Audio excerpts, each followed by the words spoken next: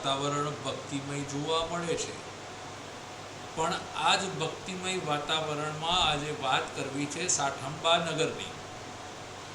સાઠંબા નગરની અંદર મોટા ભાગના તહેવારો ધામધૂમપૂર્વક અને એકતાથી ઉજવવામાં આવે છે. જોવા જઈએ તો સાઠંબાની વાત ખૂબ જ નિરાલી છે.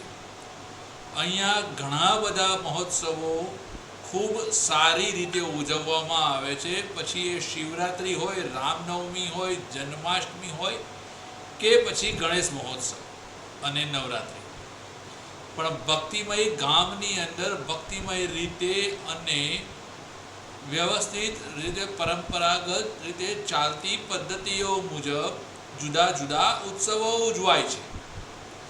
ત્યારે સાઠંબા ગામની અંદર અત્યારે જ ગણેશ મહોત્સવની ઉજવણી કરવામાં આવી હતી. સમગ્ર ગામના લોકોએ ભેગા મળીને ખૂબ સુંદર રીતે ગણેશ મહોત્સવને ઉજવ્યો હતો. 5મા દિવસે ગણપતિનું વિદાય ભવ્ય રીતે આપવામાં આવ્યો. સમગ્ર ગામ ડીજેના નાદે ઝૂમી ઉઠ્યું હતું. તો કાર્યકર્તાઓની અંદર પણ અનેરો ઉત્સાહ જોવા મળી રહ્યો હતો. સંસ્કૃતિને ટકાવી રાખવા માટે સાઠંબા ગામ એક પ્રેરણારૂપ છે.